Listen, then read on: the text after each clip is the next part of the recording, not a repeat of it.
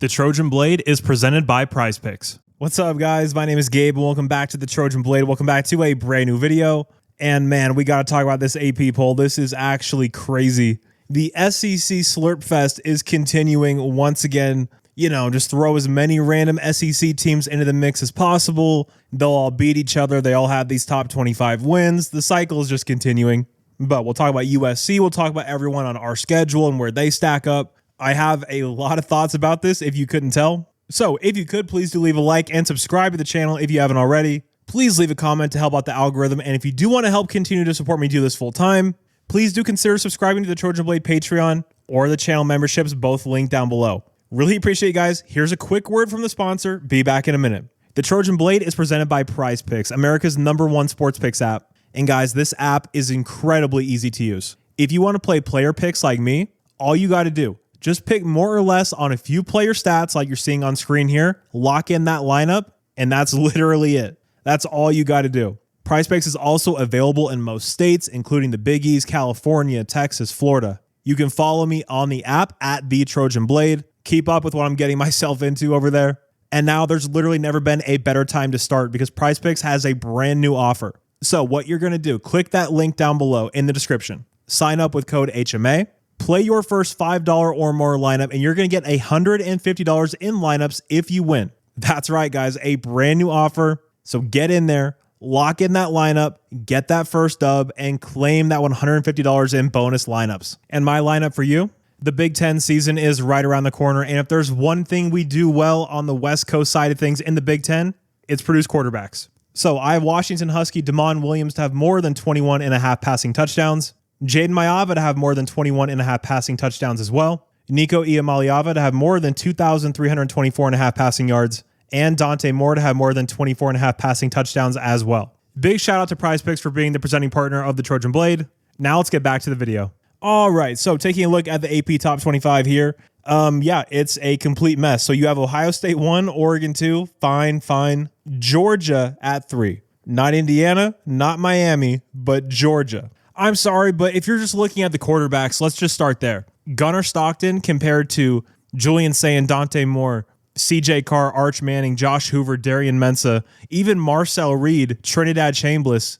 What are we doing? I mean, what the hell are we doing with Georgia at 3? You got Indiana at 6. I don't know how you have Indiana behind Notre Dame and Texas, or Georgia for that matter. For me, 1, 2, 3, 4 should be Ohio State, Indiana, Oregon, Miami. For me, that's how I would have it. So Indiana at 6, after what they've done the last 2 years under Coach Sig, I think that's incredibly disrespectful and nonsensical, frankly.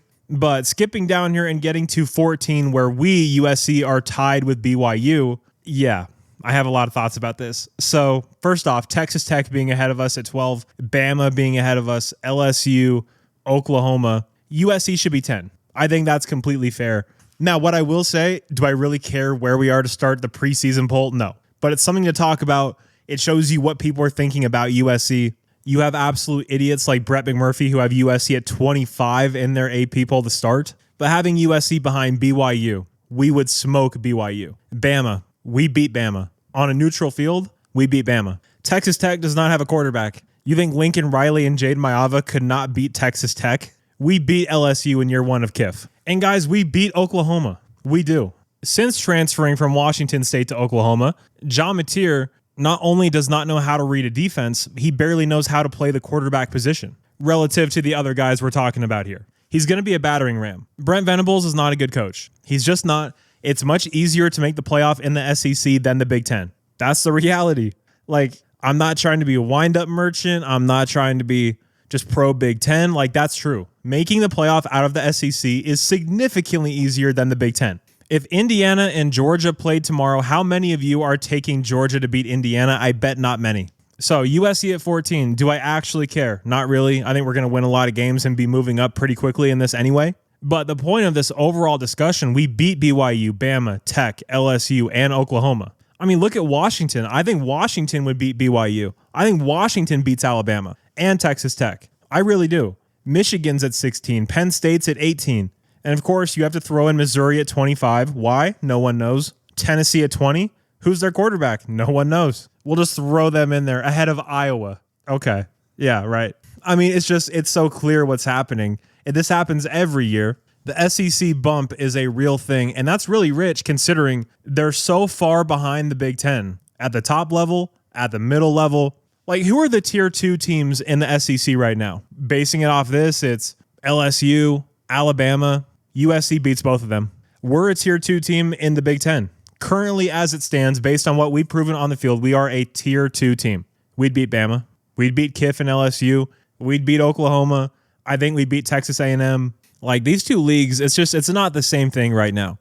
Look at the depth in the Big Ten. Ohio State, Oregon, Indiana, USC, Michigan, Washington, Penn State, Iowa.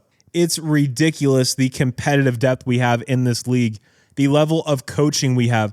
Look at the SEC coaches. Look at the guys who are coaching Auburn and Arkansas and Mississippi State, and compare that to the lower run coaches in the Big Ten. Pat Fitzgerald, David Braun, with Chip Kelly as the OC, playing in a beautiful new stadium with a shit ton of money coming into that Northwestern program. Pat Fitzgerald is at a middling Michigan State program in the Big Ten. He'd be one of the top coaches in the entire SEC. And that's just the reality of the situation. I mean, am I biased? Yeah. Do I also have common sense? Can I also open my eyes and see what's in front of me? Yeah. So USC's ranking in this doesn't matter. No.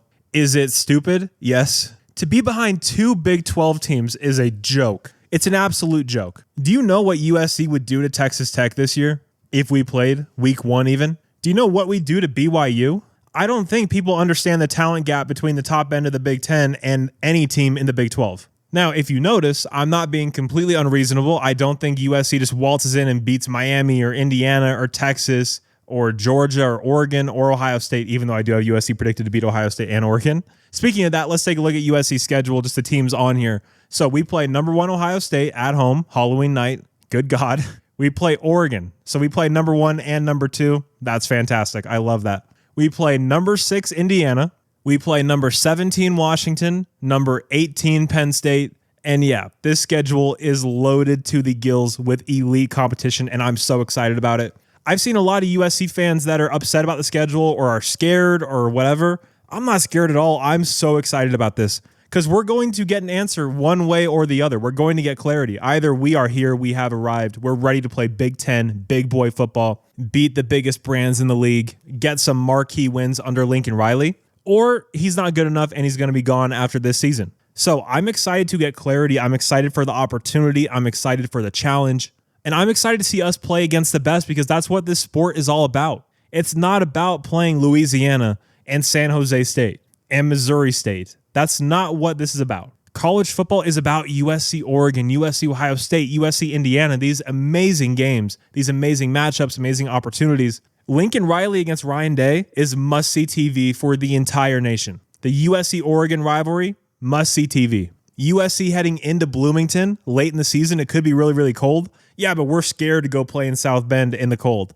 I think USC's very excited to go play at Indiana in November, even later than we play the Irish. People are looking forward to that. We get to see Damon Williams in Washington in the Coliseum. Coach Jed Fish, one of the best coaches in the entire country, in my opinion. Going on the road to Penn State in a potential undefeated versus undefeated whiteout. Are you kidding me?